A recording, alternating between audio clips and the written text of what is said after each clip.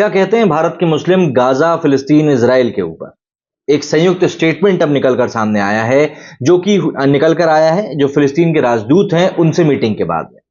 दरअसल हमास द्वारा इजराइल पर किए गए हमले के बाद से ही इजरायली सेना गाजा पट्टी पे लगातार बम बरसा रही है। गाजा में जारी हिंसा को रोकने के लिए भारत के मुस्लिम धार्मिक नेताओं ने भी एकजुटता दिखाई है। भारत के मुस्लिम नेताओं ने एक संयुक्त बयान जारी करते हुए इजरायली सेना द्वारा गाजा में मानव जीवन की क्षति, अस्पतालों पर बमबारी और फिलिस्तीन के रहने वाले नागरिकों के लिए मूलभूत सुविधाओं की सप्लाई रोकने के लिए प्रधानमंत्री बेंजामिन नेतन्याहू की निंदा करी।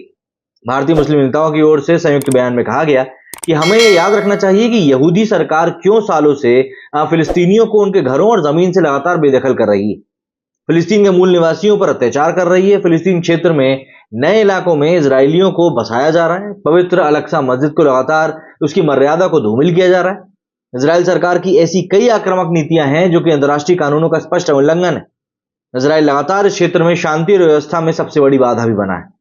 भारत के मुस्लिम नेताओं का यह बयान नई दिल्ली में फिलिस्तीन के राजदूत के साथ बंद कमरे में हुई एक बैठक के बाद निकलकर सामने आया है।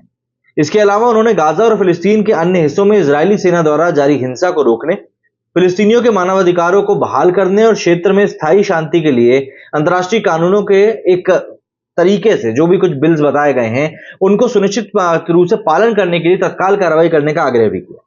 संयुक्त बयान पर हस्ताक्षर करने वाले मुस्लिम संगठन में all India Muslim personal law board है, इसके बाद जमीयत उलेमा ए हिंद है, जमात इस्लामी है, इमारत शरिया, ऑल इंडिया उलेमा और मसाइक बोर्ड है। मिली काउंसिल के अध्यक्ष और वरिष्ठ प्रतिनिधि इसमें शामिल हैं।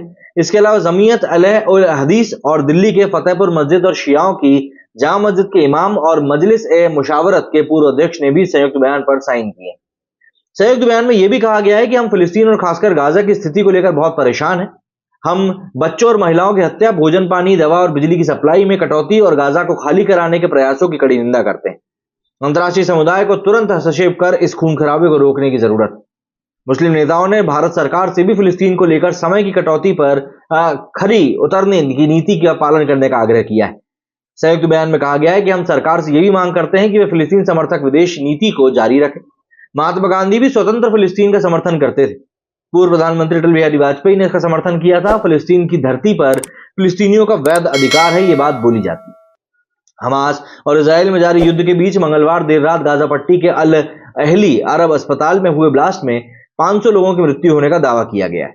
यह अस्पताल इजरायली एयर स्ट्राइक की चपेट में आया ऐसा बताया जा रहा है, जबकि बाद में इसको इजरायली इस्लामी जिहाद की तरफ से कुछ एक हुआ है अटैक, उसका बताया गया।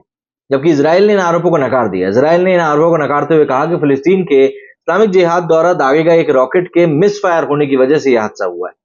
गाजा के जिस अल अहली अरब अस्पताल पे हमला हुआ वो उत्तरी गाजा में है।